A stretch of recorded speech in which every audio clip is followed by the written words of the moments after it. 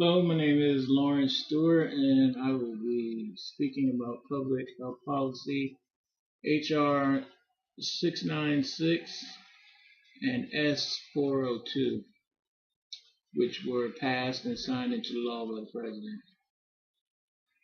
Now, we're going to be speaking about the health policy of the full legalization federally of marijuana. We're going to be discussing the public health issue that is proposed policy, and I will address any questions that you might have on the subject. Who will this health issue affect? Well, this health issue will affect the health issue will possibly affect millions of citizens who have a number of different ailments that cover almost as many ailments as there are people. The federal legalization of marijuana is a hot button topic, a hot button issue that is controversial, but more than factual in its exhibition. Meaning, once I give you the facts about it, you will change your mind, or you should change your mind.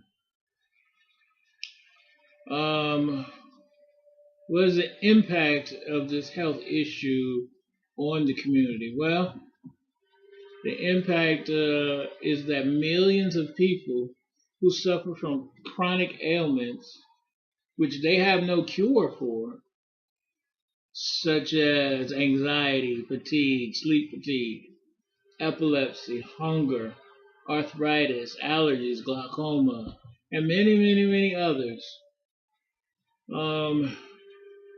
are shown to have good effects by this natural herb, and they said it's not just a superfood, but a superfood.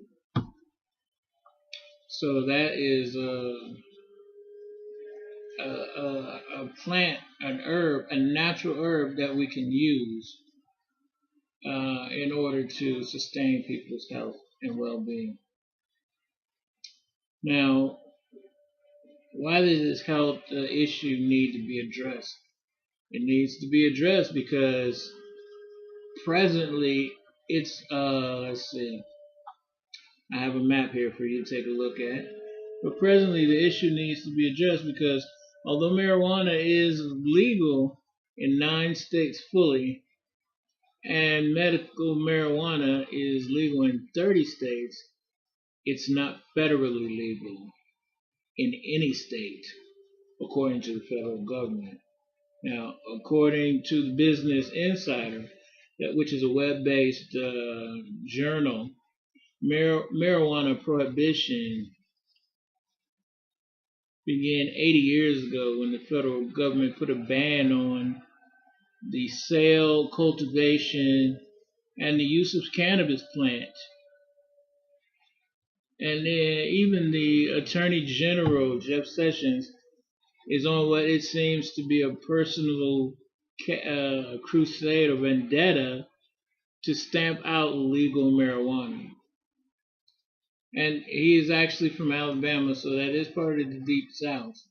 And we'll find out later that when we talk about who are some of the people who may be opposed to it, a lot of them come from the Deep South. So, but we'll talk about that very soon. In explaining the proposed public health policy, who will be affected by this policy? Well, as I said, it will affect as many people who have been affected by some aches and pains and ailments of all kinds. As I mentioned before, you have fatigue and you have glaucoma, you have epilepsy. There's a vast number of different ailments that can be eradicated with this medicine. It is showing very good in the studies. It's showing very good potency against these issues. How will I address the policy? How will how will I address this policy and the health issue? Okay, like I said, it's also been shown to be a natural herb, and so it's always very effective naturally. Um,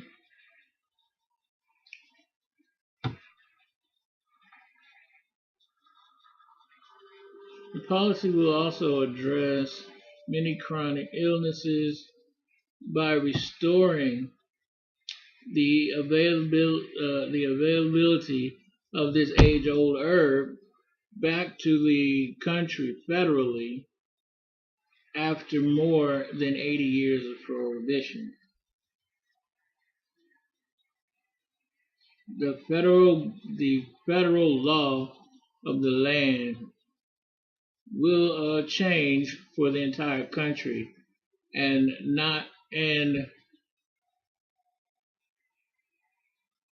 it is just the law will change federally, and it will be for the whole entire country and not just certain cities and states. It will be completely across the whole country. That is how that public policy will change the laws when enacted. Now, what are the costs and the benefits of the policy?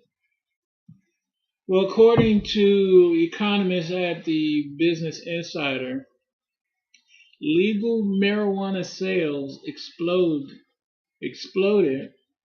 to $9.7 billion in North America in 2007.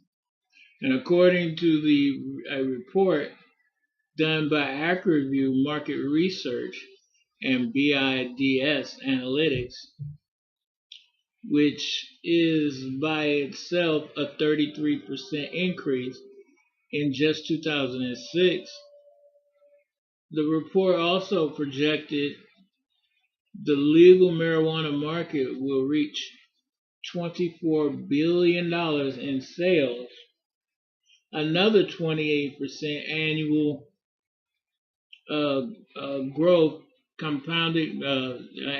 compounded growth rate, and that should be by 2021. Now, however, if all the states are legalized federally at the same time, it should go even faster. The stunning growth rate is more than enough, and the stunning growth rate is more than enough to take care of any of the nominal costs associated with the starting and ramping up of any business. Once this industry starts, it will grow like gangbusters.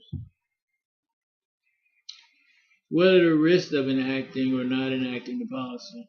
Well, the risk of enacting or not enacting the policy is continued hardship of the people who have to be uprooted and moved from state to state where marijuana is legal. Now, the psyche of the whole country is also affected, where it creates a split, and the country becomes fragmented, and the law enforcement and business industries are also at a physical law and being impacted physically and adversely. by the federal indecision. How will the lives of the people be affected? As I mentioned, the lives of the people will be affected by a health issue change if this policy is not enacted. Just the opposite of the question I read, since it would be legal everywhere. No more uprooting of families.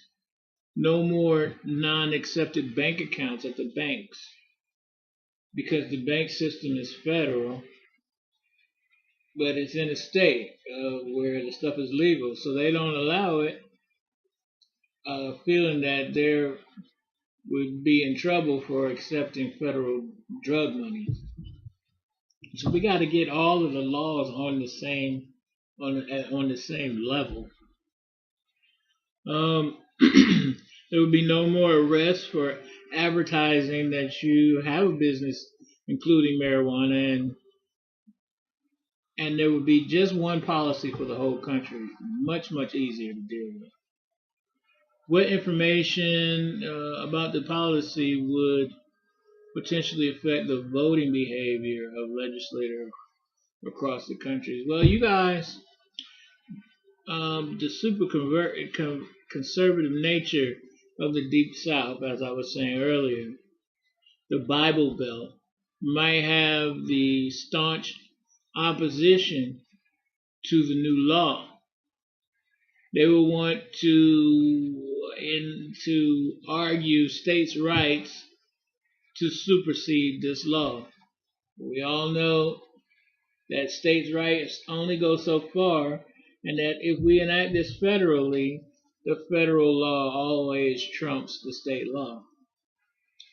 And most importantly, the message to the legislators needs to hear about this policy is hardship on the country, business and law enforcement communities impacted. Well, how could the constituents, legislators voting for this policy feel about legislators who do vote for it? Surprisingly, when asked, support for marijuana legalization reached new highs in 2017. It was actually a Gallup poll, and it showed that 64% of Americans favor legalization, and a majority of Republicans back it for the first time. Now that's incredible, because it also includes that Deep South portion, and 64% is a very good percentage for passing. Lastly, I want to just say, what information would legislators need to sell the policy to constituents who were perhaps not in favor with adopting the policy? That is very, very simple. We can do this all the time. I am showing you that this powerful video I have right here for your viewership, and they need to sell the policy to their constituents who were perhaps not in favor of adopting the policy, because by using facts, that's always a good thing to do. So all we have to do is fill their heads full of facts, and then everyone who's ever been sick wanted to be healed, and they can sympathize and empathize with somebody in pain. So all we have to do is show many of these people getting seizure attacks and stuff like that, and then show the marijuana fixing it. It'll pass right away. So I thank you very much. I'm going to go ahead and ask for the vote. I ask that you vote again for House Rule 696 and Senate Rule 402, the federal legalization of marijuana. And if you do that, that will bring everything into line in terms of the oneness of federal and state law in relationship to marijuana. Thank you.